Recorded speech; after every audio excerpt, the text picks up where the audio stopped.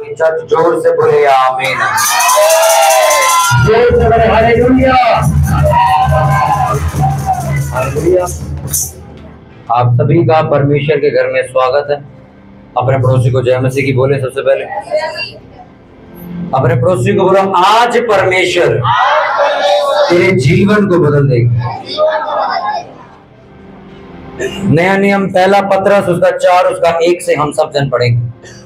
पहला पत्रस 4 उसका 1 से हम सब जन पढ़ेंगे। सब जन ऊंची आवाज में इसको निकाल लेंगे। हम सब जन पढ़ेंगे। पहला पत्रस 4 उसका 1 वचन में पढ़ूंगा और सभी लोग ध्यान से सुनेंगे। नया नियम पहला पत्रस उसका 4 उसका 1 वचन में पढ़ूंगा।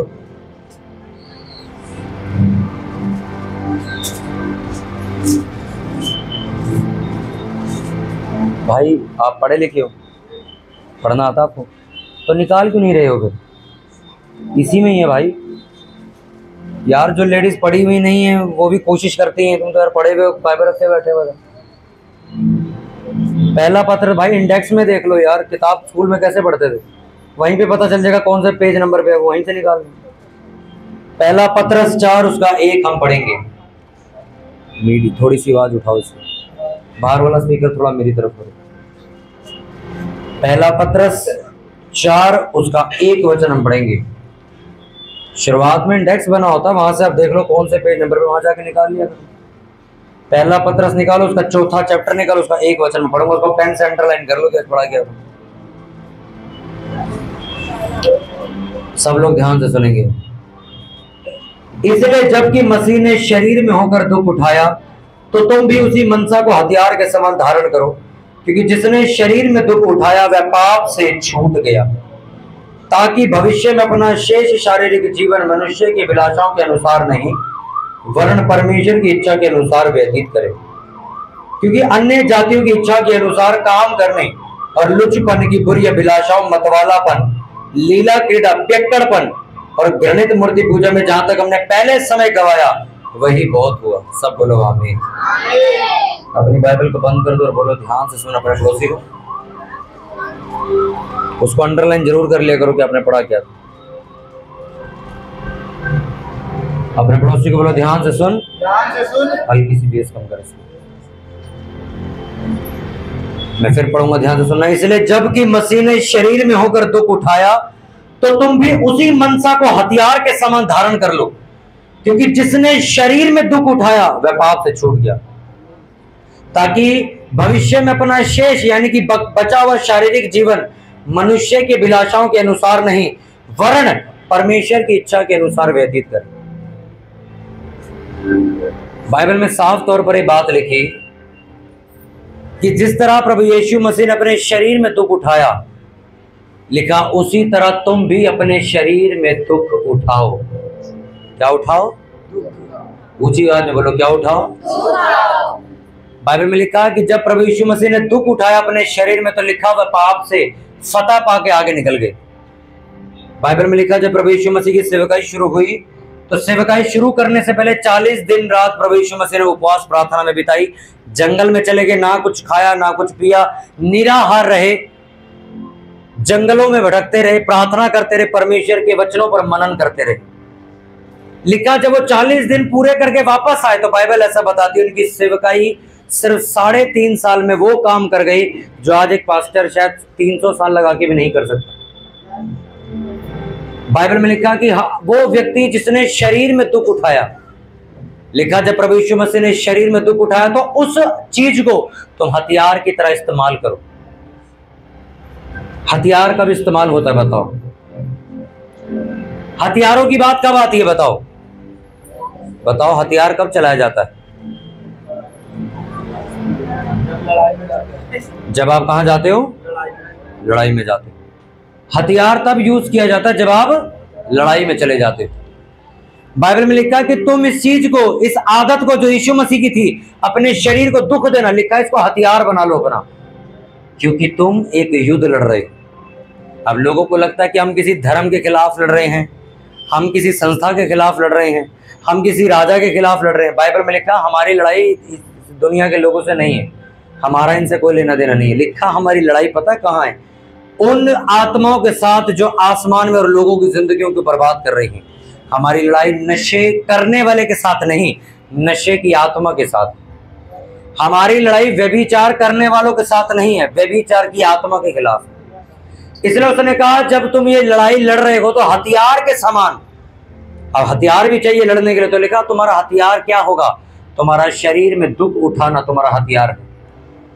यानी कि जब एक योद्धा किसी से लड़ता है तो एक हथियार चलाने की वजह से वो जीतता है। लिखा अगर तुम जीतना चाहते हो तो हथियार चलाओ। हथियार कौन सा? लिखा अपने शरीर में दुख उठाओ, ये तुम्हारा हथियार है। इसका मतलब उसने कहा, आगे लिखा कि जिसने शरीर में दुख उठाया वह पाप से छूट गया, ताकि भविष्य में अपना बाकी बचा हुआ शारीरिक जीवन मनुष्य की विलासाओं के अनुसार नहीं वरन परमेश्वर की इच्छा के अनुसार बिताए। वो अपने पड़ोसी को बोलो, जिसने शरीर में दुख उठाया वो पाप से छूट जाता है। अब इसका मतलब ये नहीं कि यीशु मसीह ने जैसे कोड़े खाए, यीशु मसीह की खाल उतार दी गई तो हम भी वही करें, नहीं नहीं। कौन सा दुख? आत्मिक दुख, एक ऐसा दुख जिसको उठाने के बाद तुम परमेश्वर के नजदीक चले जाते हो। प्रभु यीशु मसीह को कितनी ऐसी बार देखा गया कि उनको रोका गया कि वो अपनी बुलाहट को पूरा ना करें, वो उस दुख को ना उठाएं। पतरस भी आगे कहता कि प्रभु एक काम कर, तू रहने दे, मैं मरता हूं तेरी।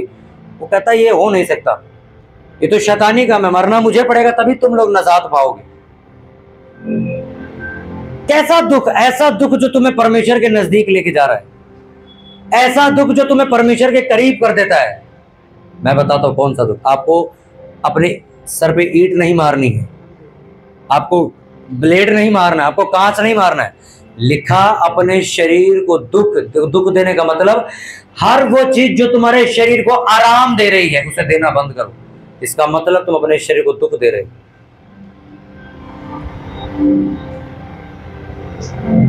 वो काम जो आपका शरीर नहीं चाहता कि आप करो, अगर आप उसे करवाते हो तो इसका मतलब आप शरीर को दुख दे रहे हो। आपका शरीर नहीं चाहता कि आप उपवास रखो, वो आपको सुबह उठते कहता है यार कुछ आज खाते हैं, आज कुछ बढ़िया ब्रेकफास्ट करते हैं, आज चलो बाहर भटूरे खाने चलते। जब आप उसे मना करते हो और अपने शरीर को बैठा देते हो, नहीं मैं सिर्फ दूध पी के बैठ जाऊंगा प्रेयर में, तुम्हारे शरीर को तुम क्या दे रहे हो? दुख दे रहे हो। वो किलस रहा है तुमसे, खींच रहा है वो तुमसे कि ये मेरी सुन क्यों नहीं रहा है। मैं इसको बोल रहा हूं कि चल कुछ बाहर स्वादिष्ट खाने चलते, ये जा क्यों नहीं रहा है। जिसने शरीर में दुख उठाया वो पाप से छूट गया। आप ऐसी आदतों से छूटना चाहते हो जो गंदी है, व्यभिचार, गर्लफ्रेंड बॉयफ्रेंड के रिलेशन से निकलना, अंदर वासना पैदा होती, लस्ट पैदा होती है, मन ललचाता कि क्यों ना मैं लड़के से बात करूं, क्यों ना मैं लड़की से बात करूं। लिखा अगर तुम इस पाप से छूटना चाहते हो, लिखा अपने शरीर पे दुख उठाओ, वो काम करो जो तुम्हारे शरीर को बिल्कुल पसंद नहीं है। आज धूप बहुत है यार, आज कैसे जाएंगे चर्च, लू चल रही है बाहर, गर्म हवा आ रही है। अपने शरीर को बोलो आज मैं 2 घंटे एक्स्ट्रा लगा के आऊंगा वहां। जब तुम अपने शरीर को दुख देते हो, बाइबल में लिखा तुम पाप से छूट जाते हो। मैं नहीं कह रहा हूं, बाइबल में लिखा है जिसने दुख उठाया वो पाप से छूट गया। ऐसी चीजें जो तुम नहीं चाहते मेरी जिंदगी में हो, मैं आपसे कहना चाहता हूं दुख उठाओ। आपको ऐसा लगता है कि मेरे घर के नजदीक 10 कदम पे भी चर्च है, पर वो जीवित नहीं है, वहां पे प्रार्थना इतनी नहीं होती, वो सामर्थ्य नहीं है, वहां पे शिक्षा सही नहीं है। आपको ऐसा लगता है कि मेरे घर से 10 किलोमीटर दूर एक चर्च है जहां जाने से मेरी जिंदगी बदल सकती है। दुख उठाओ, किराया खर्चो, धूप में जाओ वहां पे चर्च में। जब हमारे घर शादी का कार्ड आता है उसमें लिखा होता है अलीपुर के फार्म हाउस में शादी रखी है, आपका पूरा परिवार तैयार हो जाता है शादी में जाने के लिए। बल्कि आप ये तक भी कह देते हो कि यार 8 बजे शादी का टाइम है, हम 6:30 निकलेंगे तो 1.5 घंटे रास्ता अलीपुर जाने का, तो हम जल्दी पहुंच जाएंगे। पूरी तैयारी कर लेते हो आप, कैब बुक कर लेते हो, गाड़ी बुक कर लेते हो, सब कुछ बुक हो जाता है। पर अगर आपको ये बोला जाए चर्च यहां से बड़ी जगह चली गई है 2 किलोमीटर दूर, अरे कैसे जाएंगे हम, कैसे जाएंगे वहां तक? मैं तो लेडीज हूं, मैं कैसे जाऊंगी? अलीपुर जा सकती है लेडीज रोटी खाने, आदमी ना भी जाए तो फिर क्या बोलती हैं, नहीं ऐसे बुरा मान जाएंगे, तुम नहीं जा रहे हो तो मैं तो जाऊंगी, सगन दे आऊंगी, बड़े सारे बहाने निकाल लेंगी फिर वो। पर जैसे ही उन्हें पता चलता है चर्च यहां से शिफ्ट होके मैदान में चली गई, बड़ी जगह ले ली, अब तो दूर हो गई है चर्च, अब कहां से जाएंगे। मैं जहांगीरपुरी से साउथ दिल्ली जाता था 80 रुपए किराया लगा के, 40 जाने के 40 आने के, और मेट्रो स्टेशन से उतर के, मैं एड्रेस भी बताता हूँ, साउथ दिल्ली मालवीय नगर उतरने के बाद मेट्रो स्टेशन से निकलने के बाद कृष्णा नगर जगह थी, वहां से 20 रुपए ऑटो वाला लेता था, फिर 20 रुपए उसको देके ऑटो पे जाते थे, वहां से 20 दे के वापस आते थे, फिर 40 की टिकट लेके घर आते थे, फिर जहांगीरपुर 10 रुपए के अंदर आते थे, 100-150 रुपए खर्चा एक आदमी का करके मैं चर्च जाता था मैं। और एक दिन मैंने अपनी बहन से पूछा कि यार हर हफ्ते जाना जरूरी होता है क्या चर्च, तब मैं नया नया था, तो कहती हाँ हर हफ्ते जाना जरूरी होता। मैं कहा ठीक है हर हफ्ते जाए, क्योंकि मैं ये सोचता, मैं कहा इतने पैसे हम खर्चते हैं, हर हफ्ते जाना चाहिए, 2 महीने में एक आध बार हो जाएंगे, कहते नहीं हर हफ्ते जाना जरूरी। तो मैंने हर हफ्ते जाना शुरू कर दिया था। पर आज आप सोचो कि हमें पता चलता है अरे वो फलाने के घर पे बहुत बड़ी सभा रखी गई है, वहां पे आज हीलिंग होने वाली है, वहां पे परमेश्वर काम करने वाला है, कैसे जाऊंगी मैं, मेरे से यहां कन्वेंस नहीं है ना, गाड़ी नहीं जाती, गाड़ी तो अलीपुर भी नहीं जाती तुम्हारे यहां से, पर तुम पहुंच कैसे जाते हो वहां पे। तुम दुख उठा रहे हो उन चीजों के लिए जिन चीजों से तुम्हारा कोई फायदा नहीं होने वाला। उठ रहे हो धूप में, तैयार हो, मेकअप बह रहा है इधर से, साड़ी पहनी चमचम कर रही हो और गर्मी लग रही दूसरे आदमी को देख देख के, तब भी जा रहे हैं, गाड़ी मिलने नहीं है, ऑटो पकड़ के जा रहे हैं, गर्मी में लू चल रही है, पसीना भी पोंछते जा रहे हैं, नहीं नहीं शादी में जाना है। बाइबल में लिखा तुम जिन चीजों के लिए दुख उठाते हो इनसे तो तुम्हारा लाभ ही कुछ नहीं है, जिन चीजों के लिए तुम्हें दुख उठाना चाहिए वो तुम इग्नोर कर देते हो। मैंने जब एक डीलर से बात करी तो मैंने उसको बोला, मैंने कहा सर हमारी इतनी पब्लिक होती, हमें इस तरीके का सेटअप चाहिए कि हम एक बार में कम से कम 500, 600 लोग इकट्ठा करें। तो डीलर ने मुझे बोला, कहता सर जिस इलाके में रहते हो यहाँ पे आसपास इतनी बड़ी जगह है ही नहीं। तो मैंने कहा फिर मैं कहाँ जाऊँ, कहते आप जहांगीरपुर से बाहर निकलो, बाईपास की तरफ जाओ, वहां पे खुली जगह पड़ी है, वहां पर आप ले सकते हो, वहां पे आप ले सकते हो। तो एक व्यक्ति मेरे साथ बैठा चल, मैंने उसको बोला, मैं कहा यार वहां पे पता करेंगे, वहां ढूंढते को जगह, इतनी बड़ी जगह में मिल नहीं रही है। उसने क्या बोला, कहते पासा जी वो तो ठीक है हम चले जाएंगे, लोग कैसे आएंगे। मैं कहा बकरियां नहीं आएंगी, भेड़े अब मेरे से पहले पहुंच जाएंगे। मैं आपको सच कह रहा हूं, आप बकरियों को देखो, बकरियां नहीं जाती, पर अगर आप भेड़ को देखो, चरवाहा रेलवे की पटरी पार करेगा तो वो भी चढ़ जाएंगे उसके ऊपर बिना डरे कि ट्रेन आ रही है। वो पानी तालाब को पार करता, वो भी तालाब में कूद जाती, साथ ही चली जाती उसके। कभी भी इस बात को परवाह मत करो कि मैं अपने घर में मीटिंग करवा रहा हूं, अरे यार लोग यहां पहुंच पाएंगे कि नहीं पहुंच पाएंगे। बकरियां नहीं आएंगी, भेड़े पहुंच जाएंगी। मैं सच कह रहा हूं, मैं हमेशा कहता हूं बकरियां तुम्हें सारी फंक्शन में, शादियों में मिलेगी, भेड़े सारी तुम्हें चर्च में, संगतियों में, हाउस मीटिंग में खड़ी मिलेगी। उसने कहा अपने पड़ोसी को बोलो, शरीर में दुख उठा परमेश्वर के राज्य के लिए। अब सोचो, अब तुमने दुख उठाया शरीर में, तुम्हें मालूम है मैं तैयार हो चुका हूं, बिल्कुल रेडी हो चुका हूं, बाहर निकला, बाहर बारिश आ रही, पानी भर गया, दुख उठा, होंदे कपड़े गीले, मैं चर्च जाऊंगी। लिखा दुख उठा तो पाप से छूट जाएगा। पहले जब मैं वचन पढ़ता था 2018 में करीब, तो मैं कहा दुख उठाने मतलब क्या, मतलब मैं क्या करूं ऐसा। दुख उठाने का मतलब हर वो काम जो तुम्हारे शरीर को पसंद नहीं, आपके शरीर को पसंद नहीं है कि आप दिन रात का उपवास रखो आप। जिसने शरीर में दुख उठाया वो पाप से छूट जाएगा। अगली लाइन आप ध्यान से सुनना, ताकि भविष्य में अपना शेष शारीरिक जीवन मनुष्य की विलासाओं के अनुसार नहीं, वरन परमेश्वर की इच्छा के अनुसार व्यतीत करें। मतलब समझे आप? अगर एक व्यक्ति ये चाहता है कि मेरा जीवन और मेरा परिवार अपनी मर्जी से नहीं परमेश्वर की मर्जी से चले, तो लिखा दुख उठा। तो क्या कह रहा है वो, कि तेरा बचा हुआ जीवन मनुष्य के अनुसार नहीं, परमेश्वर के हिसाब से चले। अगर तुम ये चाहते हो कि तुम्हारा परिवार परमेश्वर के हिसाब से चले, वचन के हिसाब से चले, लिखा तुम दुख उठाओ। घर में कलेश हो रहा चर्च जाने के लिए, तुम दुख उठा रहे हो, चर्च आ रहे हो, तुम्हारा परिवार बचाया जाएगा बहुत जल्द। अगर आप दुख नहीं उठाते, ऐसा दुख जो आपको परमेश्वर के नजदीक लेके जा रहा है, क्या लिखा उसमें, तुम फिर परमेश्वर की इच्छा के हिसाब से नहीं, मनुष्य की इच्छाओं के हिसाब से चलोगे, जो लीला क्रीड़ा, पियक्कड़पन, घृणित मूर्ति पूजा, व्यभिचार, इन सारी चीजों में फंसते जाओगे। तुम्हारा परिवार इन सब चीजों में फंसता जाएगा। क्यों? क्योंकि तुम्हारे बीच में से एक व्यक्ति जिसको परमेश्वर ने चुना, वो दुख उठाने के लिए तैयार नहीं, वो उपवास प्रार्थना करने के लिए तैयार नहीं, वो रोटी छोड़ने के लिए तैयार नहीं, वो रात जागने के लिए तैयार नहीं है, पर वो चाहता है कि मेरा परिवार बचाया जाए।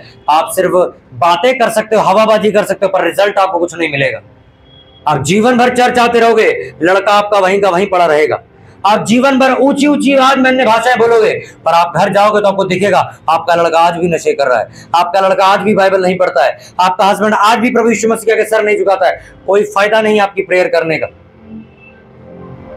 जब मैं मसीह में आया था, जब मैंने अपने पास्टर से सारी चीजें सीखी थी, और जब सेवकाई में उतरा था, मैं एक चीज मेरे दिमाग में हमेशा चुभती थी और आज भी चुभती है, इतनी प्रार्थना करने का फायदा क्या कि जो चीज मैं चाहता हूं वो मेरे सामने हो नहीं रही। ये बंदा देखो 40 दिन उपवास रखता है, ये बंदा देखो रात को प्रार्थना करता है, पर इसका परिवार नहीं बचा। क्या फायदा हुआ? ये पास्टर देखो कितनी बड़ी बड़ी बातें करता है, कितना कितना दर्शन बताता है कि मैं ऐसा करूंगा वैसा करूंगा, पर देखो इससे एक हीलिंग नहीं हो पा रही है, इससे एक भविष्यवाणी नहीं हो पा रही है, इसके पास कोई चिन्ह चमत्कार नहीं। पर आज पास्टर्स को इससे कोई फर्क नहीं पड़ता है। हर संडे चर्च लगती है, हर संडे आराधना होती है, एक छोटा सा वचन दे जाता है, शरबत पियो घर निकलो, कोई चंगाई नहीं, कोई हीलिंग नहीं, कोई चिन्ह चमत्कार नहीं, कोई गवाही नहीं, ठंडी ठंडी चर्च चल रही है, पास्टर को कोई लेना देना नहीं है। क्यों? पास्टर सेटिस्फाइड हो गया 50 लोगों में। वो कोई फर्क नहीं पड़ता उसको कि मैं कोई बड़े क्रूसेड करूं, मैं दूसरे इलाकों में घुसूं, मैं बड़ी बड़ी सभाएं करूं, उसको कोई दिलचस्पी नहीं रह गई अब। क्यों? वो अपने 60-70 लोगों में खुश हो गया अब कि मेरे पास इतने लोग हैं, मैं खुश हूं। एक प्रार्थना करने वाला व्यक्ति कभी भी संतुष्ट नहीं हो सकता, किसी भी फील्ड में वो संतुष्ट नहीं हो सकता। मैं जब 2,500 रुपए कमाता था तो अपना 20% बोता था। मैं मांगता था प्रभु मेरी तनख्वाह कब 5,000 रुपए होगी। जब 5,000 रुपए पहुंचा मैं पीछे पड़ गया, परमेश्वर कब मैं भी 10,000 कमा पाऊंगा। जब 10,000 पहुंची तो 15, 15 से 20, 20 से 30, मेरी जो ख्वाहिश थी वो मैंने 2021-22 में कंप्लीट कर दी। मैंने बोला प्रभु अब मुझे 50,000 से ऊपर जाना है।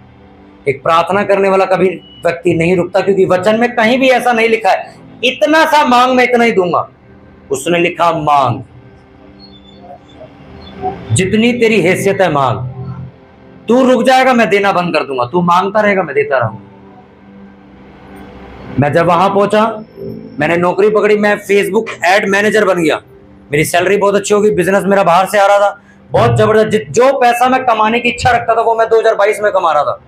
मैं पीछे पड़ गया, प्रभु मुझे ये वाला काम नहीं करना, मुझे और आगे निकलना है। 2023 आया, मैं और आगे निकला। 2023 में मैंने प्रेयर करनी शुरू करी, प्रभु बहुत हुआ नौकरी, मैं नौकरी नहीं करना चाहता, मैं सेवकाई करना चाहता हूं, मुझे बिजनेस दे। 2023 दिसंबर जनवरी में मुझे परमेश्वर ने बिजनेस भी दे दिया, मेरा बिजनेस चल पड़ा, मैंने पैसा भी अच्छा कमा लिया।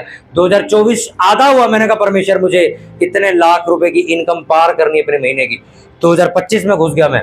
अब प्रदीप जानता मैं किस चीज की तैयारी कर रहा। ये रोज मेरे साथ बैठता, मैं इसको एक ही बात समझाता हूं। मैंने कहा इतने बड़े लेवल तक जाना है हमने कि पूरा पीछे तक का परिवार भी इकट्ठा कर लो, जितना पैसा नहीं इकट्ठा हो पाए जितना हम एक दिन में कमाएंगे। वजह क्या है? ऐशो आराम के लिए नहीं, ये सफेद कपड़े पहनता हूं बस, घर में मेरी फेवरेट मूंगी मसर की दाल है जो मैं खाता हूं। ये पैसा करूंगा क्या मैं? मुझे जो परमेश्वर का भवन बनाने का जो नशा लगा वो उसके पीछे भाग रहा हूं।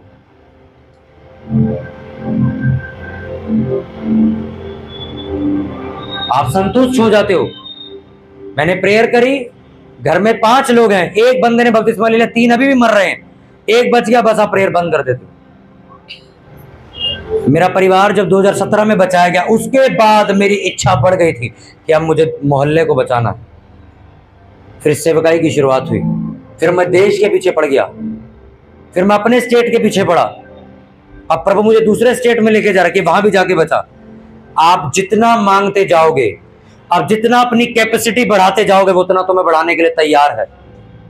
गलती कहां है? आपकी सोच वहीं जमीन में रहती है। मेरे पास कोठी होगी, मेरे पास, मैं तो 25 गज के घर में रहता हूं, वो भी किराए पे। मेरे पास 100 गज का मकान होगा। कैसी बातें कर रहे हो? बाइबल में क्या लिखा?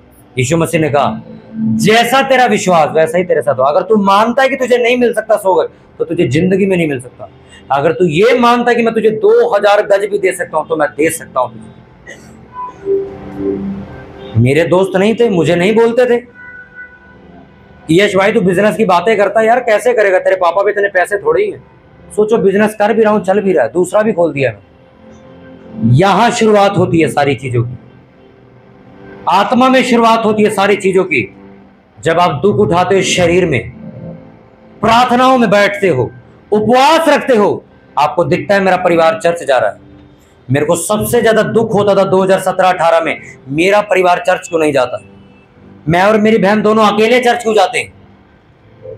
पर आज मैं लोगों से मिलता हूं, उन्हें कोई फर्क भी नहीं पड़ता कि उनका परिवार पिछले 10 साल से चर्च नहीं आया। क्रिसमस पे आता है ना, ईस्टर पे आता है, गुड फ्राइडे पे आता तो है। इसमें कोई महान बात नहीं है सर कि आप अकेले चर्च आ रहे हो और यहां पर आके हालेलुया का नारा मारते हो। इसमें कोई महान बात नहीं है। बाइबल में तुम्हें रूहें बचाने के लिए चुना गया है। अगर तुम्हारी वजह से लोग नहीं बच रहे हैं, तो आप यीशु मसीह के द्वारा दिया गया काम नहीं कर रहे। उसने कहा, जिसने शरीर में दुख उठाया वो पाप से छूट जाएगा। तुम छूटना चाहते हो कर्जे से, शरीर में दुख उठाओ। दुख उठाने का मतलब क्या है? मेरी हैसियत सिर्फ 500 रुपए बोने की है, मैं दुख उठा रहा हूं, मैंने 1000 रुपए बोया, अपनी जेब ही खाली कर दी मैंने। अब मेरा कलेजा चुभ रहा है मुझे यार, पूरी जेब खाली करके डाल दिया मैंने। लिखा, जब तुम ऐसा बीज बोते हो तुम्हारे पर ज्यादा बरकत आती है। दुनिया में बहुत सारे ऐसे महान प्रचारक जिनकी हम किताब पढ़ रहे थोड़े दिन पहले, जिन्होंने मुर्दे जिंदा किए, उन्होंने अपनी किताब में पता क्या लिखा? कहते अगर आप 100 रुपए बोने की हैसियत रखते हो और आपने बो दिया, इसमें आपकी उन्नति नहीं हो सकती। कहते अगर आपको ऐसा लगता है कि मैं 150 रुपए नहीं बो सकता, मेरी इतनी औकात नहीं है, तो 150 बोने में ही तुम्हारी बरकत होगी। समझे कि नहीं समझे? ये मैंने किताब अभी, वो उन पास्टर ने मुर्दे जिंदा किए हैं, अब वो दुनिया में नहीं है, उनकी किताब में उन्होंने लिखा कि अगर मुझे लगता है मेरी जेब में 500 रुपए तो मैं आराम से बो सकता हूं। कहते इसमें बरकत नहीं है। अगर आपको ऐसा लगता है कि मेरे पास यार जेब खाली हो जाएगी, तो कहता ऐसा बीज बो जिसको बोने के बाद तुम्हें दुख हो, यार सब कुछ डाल दिया यार, अब क्या करूं? कौन बैठा नीचे ये बिना पकड़े? कहता अगर आपको लगता है कि 100 रुपए में आसानी से बो सकता हूं, तो इसमें बरकत नहीं है। अगर आपको लगता है मैं 120 रुपए बोऊं तो मेरे को ज्यादा दुख लगेगा कि यार 20 रुपए और बो, कहता तो 120 में तुम्हारी बरकत है, बढ़ा के बोने में। मैं ऐसे ही बोता हूं। मैंने 50,000 कमाए तो उसका दशवांश बनता है 5,000 रुपए, तो मैं 5,000 नहीं बोता, मैं 10,000 बो के आता हूं। मैं 5,000 फालतू डालता हूं। पता है क्यों? क्योंकि जितना मैंने बोया उससे 100 गुना वापस मुझे अगले महीने मिल जाता। मैं सच कह रहा हूं, मुझे मिल जाता। पर जब वो बोने का टाइम होता है ना, 5 का 10 करने में, कलेजा फटता है अंदर से कि यार आखिरी 5,000 पड़े थे, भी डाल दिया, बैंक खाली हो जाएगा। और बाइबल ऐसा बताती है, जो रोते हुए बोते हंसते हुए काटते। हर एक चीज के लिए, हर एक चीज के लिए, चाहे फाइनेंस हो, दुख उठाओ, बो। ऐसा बीज बो जो तुम्हें हिला दे। ऐसा नहीं जिसको बोने के बाद तुम्हें खुद भी फर्क नहीं पड़ा है। ऐसा बीज बो कि तुम्हें बोने के बाद ऐसा लगे कि 3-4 दिन भाई सब खाली हो गए, सब डाल दिए। देखो क्या होता है।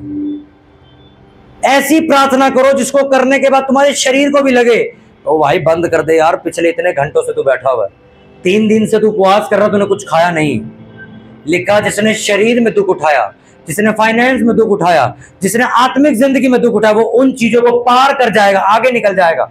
लिखा, अगर तुम अपना बाकी बचा हुआ जीवन इंसानों के हिसाब से नहीं चलाना चाहते, परमेश्वर के हिसाब से चलाना चाहते हो, तो उसने कहा दुख उठाओ। अपने पड़ोसी को बोलो दुख उठा और सुसमाचार का काम कर। दुख उठाइए सर, आप कितना दुख उठा सकते हो परमेश्वर के। आज बेशक हम मार नहीं खाएंगे यीशु मसीह की तरह। यीशु मसीह को जितनी बुरी तरह मारा गया उतना दुख हम नहीं उठाएंगे। पर एक ऐसा दुख जो तुम्हें ये साबित करेगा परमेश्वर को, ये व्यक्ति मेरे लिए दुख उठा रहा है। कितनी, मेरे को आज भी याद है 2019 का जब क्रिसमस हुआ था, चर्च में मैंने बीज बो दिया था पर कपड़े नहीं खरीदे थे, पुराने कपड़े पहने।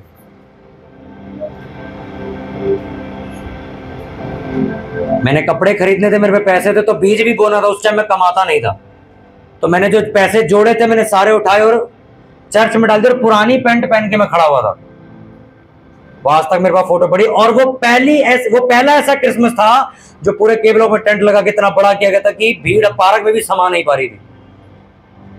और सारे पास्टर मुझसे पूछने आते इतने लोग कैसे आए। मुझे पता है कहां से आए। जब आप दुख उठाते हो सेवकाई के लिए, परमेश्वर उसका प्रतिफल वापस देते। क्या दुख उठाया तुमने? मेरे घर में जी राशन नहीं है, पर तब भी मैं हाउस मीटिंग करवाऊंगा और लोगों को खिलाऊंगा। आप दुख उठा रहे हो। मुझे मालूम है मेरी कमाई सिर्फ इतनी है, मैं बढ़ चढ़ के बोऊंगा। मेरे को मालूम है मेरी जेब खाली हो जाएगी, पर मैं ऐसा बीज बोऊंगा जिसको बोने के बाद मेरा दिल हिले, यार कुछ बो के आया। मुझे मालूम है मैं सारी रात नहीं जाग सकता, पर मैं ऑफिस से आते नहाकर बैठ जाऊंगा और 12 बजे तक बैठा ही रहूंगा। कैसे मेरा परिवार नहीं सुधरेगा मैं भी देखता हूं। बहाने।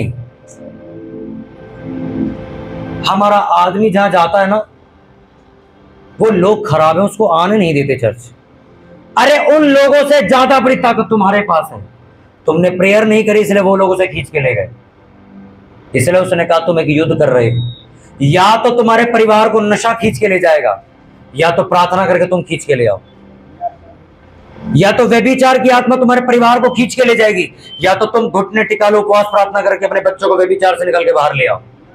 अगर आप कुछ भी नहीं करना चाहते, दुख भी नहीं उठाना चाहते, नींद भी खराब नहीं करना चाहते, रोटी भी नहीं छोड़ना चाहते, यहां पर आके तमाशा मत कीजिए। मेरी प्रार्थना से आप बच सकते हो, मैं आपको अगुवाई दे सकता हूं। अगर आपको लगता है मैं आधा घंटा प्रेयर करती हूं तब भी कुछ फर्क नहीं पड़ रहा है, 1 घंटा प्रेयर शुरू कर दो। 1 घंटा प्रेयर से कुछ नहीं हो रहा है, 2.5 घंटा शुरू कर दो। मैं हफ्ते में 1 ही दिन उपवास करती हूं, 2 दिन कर दो। नहीं हो रहा, कुछ नहीं सुधर रहा अभी भी, 3 दिन उपवास रखूंगी, नाम लेके रोज प्रेयर करूंगी। अभी भी नहीं सुधर रहा, 4 दिन उपवास करूंगी, ऐसे करूंगी। अभी भी नहीं सुधर रहा, 11 दिन लगातार करूंगी। 12वें दिन वो व्यक्ति घुटना टेक देगा तुम्हारे आगे। यहोवा की ताकत अभी आप लोग नहीं जानते हो। बाइबल में यीशु मसीह के शब्द हैं, उससे बड़ा कोई नहीं है। उसने बोला है उपवास प्रार्थना के द्वारा बड़ी से बड़ी दुष्ट आत्माओं को हराया जा सकता है। क्यों नहीं हरा रहे हो आप? आपको खुद को मालूम है कि मैं इतने उपवास नहीं करता हूं, ये बात सच है। मैं इतनी प्रार्थना नहीं करता हूं, ये बात सच है। मेरे को जितनी मेहनत करनी चाहिए अपने परिवार के लिए उतनी मेहनत मैं नहीं कर रहा हूं, मैं टाइम पास कर रहा हूं।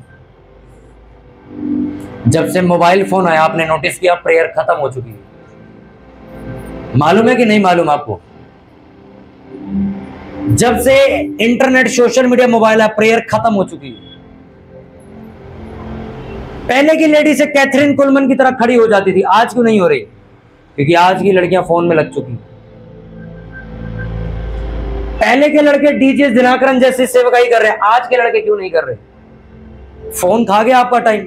क्योंकि उन लोगों के पास उस टाइम पे मोबाइल होता नहीं था, तो वो क्या करते थे सारा दिन टाइम पास करने के लिए, या खाली बैठे हैं, चल यार चल चलते नहीं है कुछ, क्या करें, फोन तो है नहीं, चल बाइबल पढ़ते हैं, चल प्रेयर करते हैं, चल थोड़ी अन्य भाषा में प्रेयर करते हैं, चल जंगल में चलते हैं प्रेयर करने। मेरे अभी भी कांटेक्ट में ऐसे लोग हैं जो गांव में रहते हैं, पास्टर है, वो बड़ी बड़ी चर्चा चला रहे हैं। मैं स्टेटस देखता हूं उन लोगों के, कभी पहाड़ी पे प्रार्थना करने गए हैं, कभी पहाड़ों में, यश भाई हम प्रार्थना करने आए थे पहाड़ पे, हमने सोचा तुम्हें फोन करें। कभी पहाड़ों में बैठे, कभी जंगलों में बैठे होते हैं वो लोग। कह रहा हमारे गांव से थोड़ी दूर पहाड़ है तो वहां चले जाते हम। मैंने कहा यार वजह सुनो।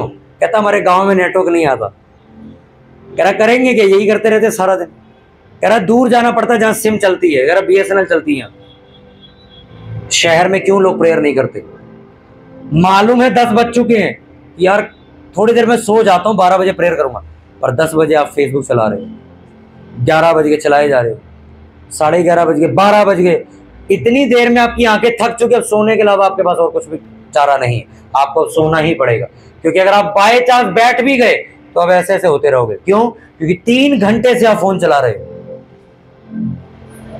मैंने एक व्यक्ति को 4 बार बोला, मैं कहा यार कल संडे है प्रेयर करो, नहीं करी। मैं दोबारा, मैं कहा यार कल संडे है प्रार्थना करो, फिर फोन चला। मैं कहा कल संडे है भाई प्रार्थना करो, फिर फोन चला। अरे मैं अभी करूंगा, अभी मैं करूंगा प्रेयर। अभी मैं 5वीं बार मैं कहा फोन चला। मैं कहा चल देखते तू कितनी प्रेयर करता है रात को। रात को 35 मिनट प्रेयर कर ही सो गया, 35 मिनट प्रेयर करके सो गया, और फोन 3.5 घंटे चलाया। प्रेयर 35 मिनट करिए।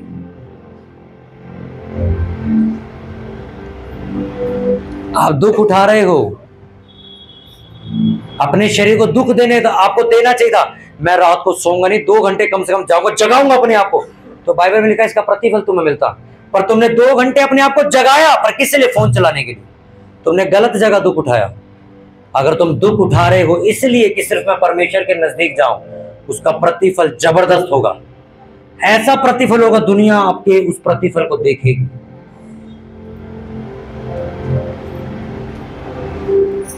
आज दिल्ली के लोगों की शिक्षा मालूम पता क्या है?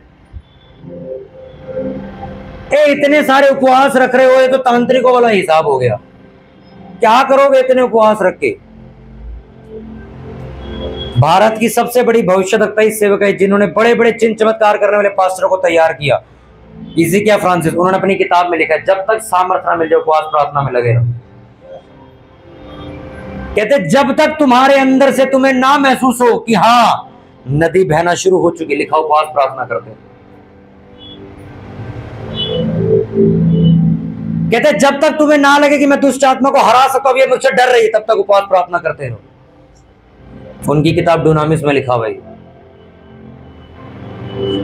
जिस दिन आप 70 के पास पहुंचोगे उस दिन उपवास करना कम कर देना, कोई टेंशन नहीं। पर जब तक आप 70 साल की उम्र तक नहीं पहुंच रहे, 65 तक नहीं पहुंच रहे, दबा के उपवास प्रार्थना करो। आपको मालूम जब से मैं मसीह में आया हूं बहुत कम दिन है जब हमने उपवास नहीं रखा है। मेरे घर में सुबह खाना नहीं बनता है, मेरा पिछले 4-5 साल हो चुके हैं, सुबह खाना बनता ही नहीं है मेरा। 5 साल हो चुके, मैंने एक भी दिन ऐसा नहीं छोड़ा जिस दिन मेरा उपवास ना हो। मेरी तो हड्डियां नहीं निकली, ना मैं कमजोरी से मरा हूं। 5 साल हो गए मुझे, बल्कि मैं तो अभी एक्सरसाइज कर रहा हूं कि थोड़ा पेट आ गया बाहर, तो उसको अंदर कैसे करना है। तुम किसके लिए दुख उठा रहे हो? वो तुम्हारा शरीर भी बचा के रखेगा। तुम दुख किसके लिए उठा रहे हो? वो लड़का मुझे प्रपोज कर दे, मैं इसलिए व्रत रख रही हूं,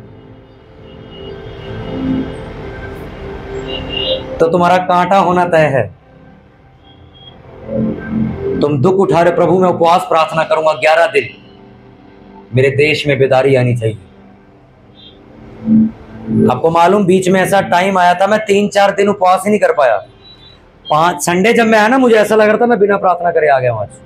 ऐसा लग रहा था मुझे नहीं आना चाहिए था। इतनी आदत हमें पड़ी है उपवास करने की। जिस दिन उपवास ना भी हो उस दिन हमें आदत है 6 बजे, तब भी हमने खाना खाना है। सुबह हम खाना खाते ही नहीं, आदत ही 6 बजे पड़ गई है खाने की।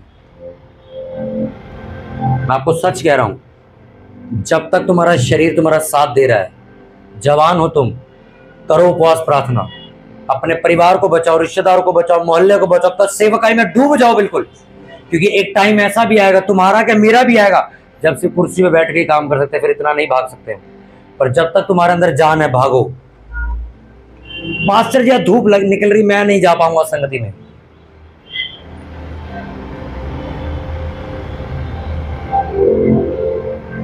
जब भी मौका मिल रहा है सेवकाई का भागो, जब तक तुम्हारे पास ताकत है भागो, करो सेवा। जिसने शरीर में दुख उठाया वो गरीबी से छूट गया, वो पाप से छूट गया, वो बीमारियों से छूट जाएगा, वो कर्जे से, गरीबी से, कमी घटियों से छूट जाएगा, वो व्यभिचार से छूट जाएगा, वो नशे से छूट जाएगा, वो अंधकार से छूट जाएगा, वो नाकामयाबी से छूट जाएगा। जिसने, बोलो किसने? जिसने दुख उठाया। उठाओ अपने हाथों को सब जन, प्रार्थना करो कि प्रभु आज से प्रभु मैं दुख उठाऊंगा तेरे राज्य के लिए। हर वो चीज मैं करने के लिए तैयार हो जो मुझे तेरे परमेश्वर तेरे राज्य के नजदीक लेकर जाएगी। मेरे प्रभु हम प्रार्थना करते हैं मेरे परमेश्वर, जितना वचन प्रभु आज मैंने सुना, ये वचन मेरी जिंदगी में 1000 गुना फल लेके आए। ये वचन प्रभु मेरी अगुवाई करे, ये वचन मुझसे बात करे प्रभु। ये वचन मुझे दुख उठाने वाला, आत्मिक दुख उठाने वाला व्यक्ति बने। सब जन ऊंची आवाज में प्रार्थना करेंगे। सभी लोग अपने हाथों को स्वर्ग की ओर उठाकर परमेश्वर से प्रार्थना करें। ये परमेश्वर, हम तेरे पीछे चलने के लिए परमेश्वर तैयार है। ये मेरे परमेश्वर, बोलो परमेश्वर, ये वचन मेरी जिंदगी को बदल के रख दे। ये वचन सारा दिन मेरे दिमाग में घूमता रहे परमेश्वर। प्रभु यीशु मसीह के सामर्थ्य नाम में मांगते हुए खींच कर बोले आमीन।